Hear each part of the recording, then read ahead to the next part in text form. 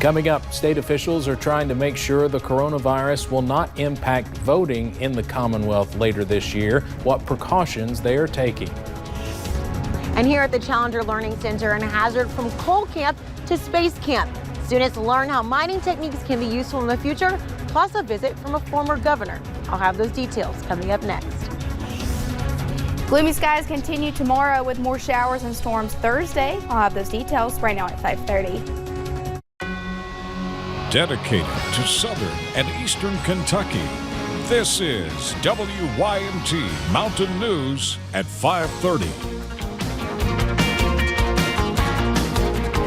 Good evening, I'm Steve Hensley. As Governor Beshear just announced 2 new cases of the coronavirus in Kentucky, both in Harrison County. Kentucky's chief election officer is keeping an eye on the coronavirus as well and hopes it will not affect voting in the Bluegrass State later this year. Chelsea Jones talked with the Secretary of State today to find out where his fears lie and what precautions he's planning to take.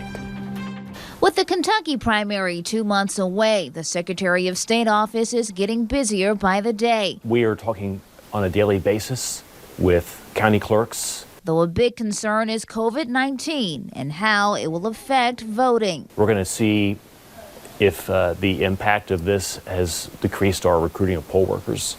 My hope is that it hasn't. Secretary of State Michael Adams says the state already struggles with getting enough poll workers, many of whom are over the age of 65. And the same group of people health officials are urging to stay away from large crowds as the virus spreads. It's hard to predict how long COVID-19 will spread, but Secretary Adams says at this point, there's no need to declare a state of emergency.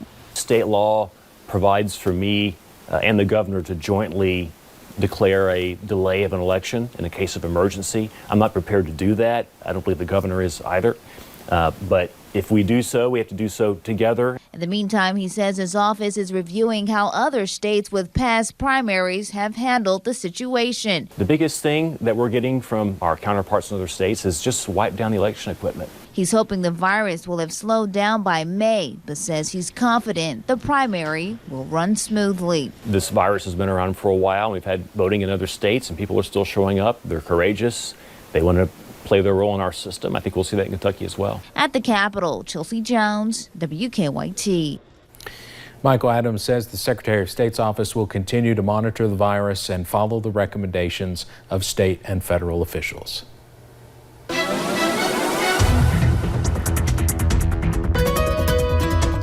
Well, it's just been a nasty day here in the mountains. We've seen most of the rain chances get out of here, but still hanging on to those gloomy skies. We're going to take you up to a few of those cameras, the Mountain Parkway over into Powell County and Slade.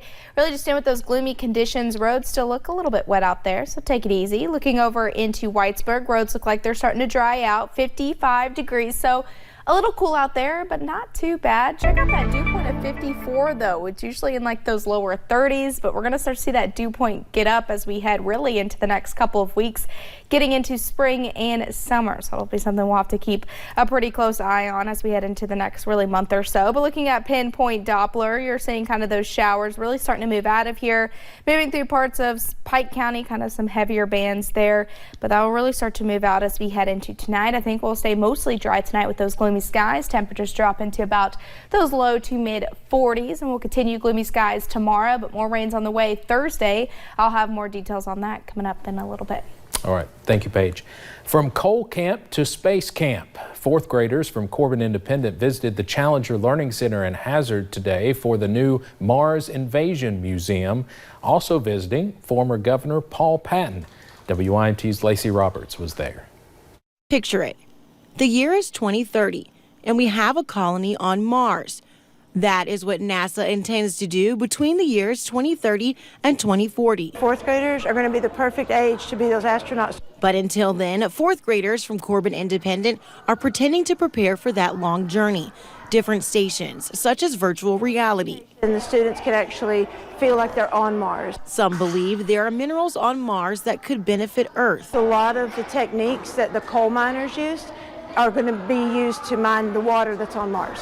Steam techniques Science, technology, It's like in the middle. engineering, arts, and math help them explore the possibilities of the future. This helps get them engaged and possibly aware of the type of careers they might want to explore in the future. Joining in to help explore, former governor and education advocate Paul Patton. Pleased to see the Challenger Center 20 years later, still only one of 3 in the state of Kentucky. We wanted to have the children of Eastern Kentucky to have the same kind of opportunities that the children anywhere would have. Preparing them for the future, no matter what that may be. But you have to prepare for them, just like you prepared for your excursion here today. Hoping these 4th graders can shed some light. To let people here in the mountains realize their potential is unlimited, but they have to prepare for it. In Hazard, Lacey Roberts, WYMT Mountain News. The building of the Challenger Learning Center was part of a project former Governor Patton was a part of. He says seeing it now just makes him happy they pushed so hard for something so unique here in the mountains. The White House says President Trump spoke with Saudi Arabia's Crown Prince Mohammed bin Salman on Monday. They discussed topics including global energy markets as oil prices suffered their worst day in nearly 30 years. The plunge came after Saudi Arabia sent shockwaves through the market by launching a price war with Russia. On Tuesday, global stocks and oil were mounting a recovery while the Dow also saw gains. And we'll have those final numbers a little bit later in the newscast. More than 300 delegates are up for grabs tonight across 6 states, including Washington, Idaho, North Dakota, Missouri, Mississippi, and the big prize, Michigan. With just hours left to vote, Senator Bernie Sanders showed up at 2 polling locations in Michigan. His victory in 2016 over Hillary Clinton there was considered a major upset, and the Vermont senator hopes to repeat that success in this key battleground state against former VP Joe Biden. We are the campaign of energy and excitement. Over the weekend, voters in the U.S. territories of Guam and the Northern Mariana Islands will choose their preferred candidate. 4 critical states, Arizona, Florida, Illinois, and Ohio, will vote next Tuesday. Beginning immediately, CVS Pharmacy will waive delivery fees for prescription drugs due to the coronavirus outbreak. CVS cited the CDC's guidance advising people at higher risk for coronavirus to stay home as much as possible. Aetna, a CVS health company, is waiving early refill limits on 30-day prescription maintenance drugs and is offering that to all members with pharmacy benefits administered through CVS Caremark. President Trump is trying to reassure Americans he is taking steps to protect their health and the economy from the coronavirus. He was on Capitol Hill to discuss his proposals with Republican senators. He's pushing payroll tax relief, help for hourly wage earners, and aid to the cruise ship and airline industries. But lawmakers remain split on the president's handling of the outbreak. The way forward is the way we handled this last week, to come together, not pursue some sort of partisan agenda here. You know what doesn't help stop the spread of the coronavirus? More corporate tax cuts. We don't have enough tests. People can't determine if they're ill or not. The head of the CDC told House lawmakers Tuesday lack of funding has hampered the federal government's response to the coronavirus. President Trump also attacked the Federal Reserve on Twitter, calling it, quote, pathetic and slow moving. The coronavirus outbreak has sparked panic buying of toilet paper and cleaning products in countries around the world. A park owner in the UK is poking fun at the grocery store chaos by putting those 2 products in the park's toy grabber machines. It costs the equivalent of 65 cents for 3 tries at grabbing the toilet paper.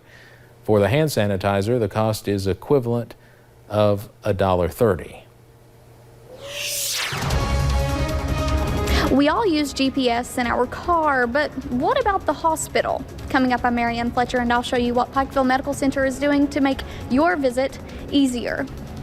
And those gloomy skies continue tomorrow, but we'll be tracking more heavy rain and maybe even some storms Thursday after that front moves through. Looking at a pretty nice cool down into the weekend. I'll have those details coming up in a little bit.